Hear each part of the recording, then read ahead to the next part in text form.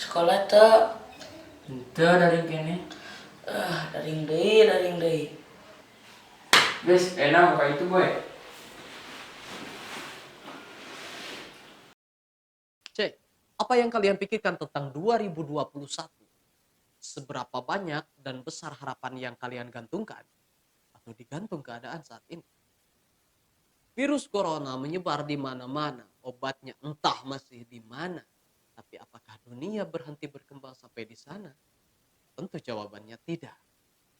Bahkan menurut riset, perubahan revolusi industri kelima yang digadang-gadang akan terjadi tahun 2030 malah dirasa semakin cepat. Aku Abdul Muiz dan inilah revolusi industri. Mari kita flashback ke revolusi industri pertama kali didefinisikan tahun 1776. Saat itu, mesin uap pertama kali ditemukan, maka lahirlah mobil mesin uap, kereta mesin uap, dan berbagai mesin di bidang industri yang meringankan kerja para pegawai, membantu para petani dalam memasarkan hasil pertaniannya. Maka import dan ekspor mulai menjadi hal biasa sebagai pertukaran kebutuhan antar negara. Perubahan perkembangan industri secara drastis ini dianggap sebagai awal lahirnya industri revolusi di dunia pertama. Meski produktivitas alat telah berkembang, namun produktivitas waktu manusia dalam bekerja dipandang masih sangat kurang. Waktu bekerja yang hanya bisa di siang hari membuat manusia membutuhkan perubahan yang selanjutnya. Lahirlah problematika baru, bagaimana manusia bisa bekerja bahkan sampai malam hari. Pertanyaannya adalah, apa yang ada di siang hari tapi tidak ada di malam hari? Listrik adalah jawabannya. Produktivitas meningkat lagi sejak adanya listrik, dan kini bukan hanya di Eropa tapi bahkan sampai ujung dunia. Dan inilah revolusi industri kedua.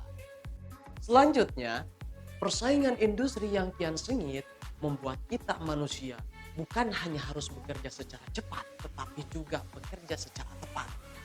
Manusia membutuhkan alat yang bisa membantu pekerjaan secara tepat, cepat, efisien, dan fleksibel. Manusia membutuhkan alat yang sistematis, terprogram, dan bekerja secara satu bidang untuk satu barang tanpa kesalahan untuk produksi yang tidak sembarang.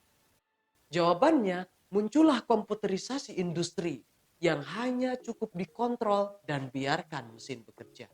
Dan itu adalah revolusi industri ketiga.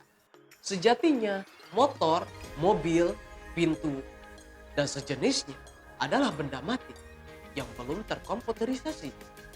Benda-benda ini akan bekerja jika dioperasikan oleh manusia. Maka untuk mendukung produktivitas manusia selanjutnya adalah bagaimana benda mati bisa terkomputerisasi. Selanjutnya adalah bagaimana alat ini bisa saling terhubung. Ya, dengan kabel. What's kabel? Kabel tak terlihat yang kita butuhkan atau yang kita sebut dengan internet adalah jembatan menuju era dunia digital. Menghubungkan dunia dari berbagai tempat, mendekatkan interaksi dari nyata sampai maya. Eits, bukan hanya itu brother. Petunjuk jalan, penerjemah bahasa, kunci pintu dengan muka adalah di antara contoh benda mati yang terkomputerisasi. Kamu tidak perlu bawa tumpukan kamus untuk menerjemahkan penunjuk arah. Kamu tidak perlu bawa 1001 kunci untuk meninggalkan rumah. Cukup dengan Facebook. Assalamualaikum. Abi kaset.